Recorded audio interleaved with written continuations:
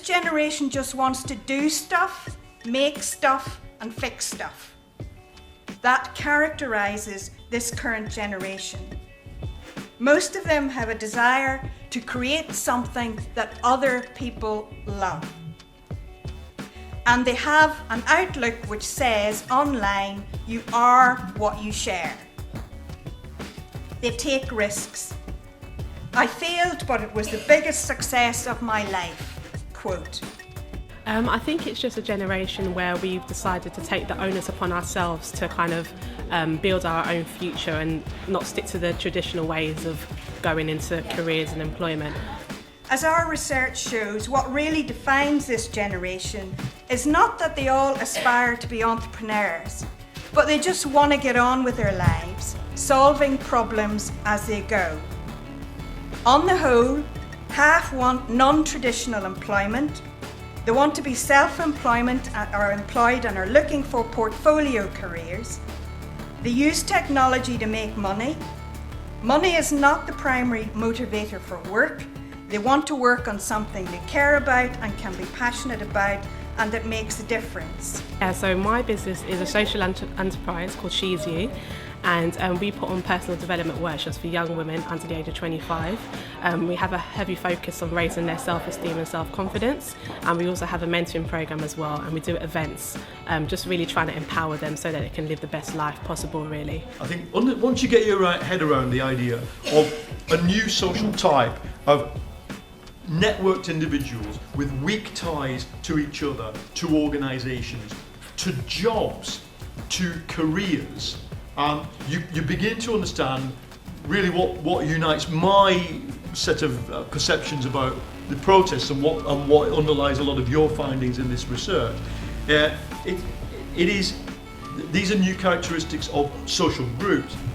And I think this notion of, as we move into this new age, this more collaborative networked age, I think the very nature of work itself is going to change, and I think this is when the beta generation will come into their own. This is innate. They've grown up with this, they don't know anything different. This isn't so-called technology, this is just life. This is an asset. Mm-hmm. I learn best by videos, and the best way you can see videos is going onto YouTube, which is online. And videos are educational tools now for young people. I think for a lot of companies, the challenge still remains in terms of how you capture and nurture what we've heard today around the beta generation, which is the entrepreneurial spirit that the beta generation have. And I guess for me, the challenge goes beyond that. And not only do companies have to grapple with that, but I think the challenge is how do companies nurture that and manage intergenerational relationships within their companies. Because for companies to survive, it's not just the beta generation, it is the grey-haired generation as well, like myself and several others around the room.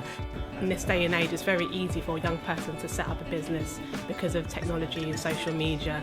You can have an idea, and in a matter of a couple of minutes or seconds, you can have customers for your business by putting a product on eBay, or if it's kind of a service that you're providing, you can market that to people on your social media feed. So it's very easy now to set up a business, yeah. I'll go back to quote Peter Jones, the guy from Dragon's Den, and he says, entrepreneurs are not born, they're made. So, these videos on YouTube have made me into who I am, which is now a young entrepreneur. For all the non-beta crew out there, we really need to think differently. We really need to open our hearts and our minds to what younger people have to offer. And not just because it's a nice thing to do, because if you don't do it, you're going to fail to exist soon enough.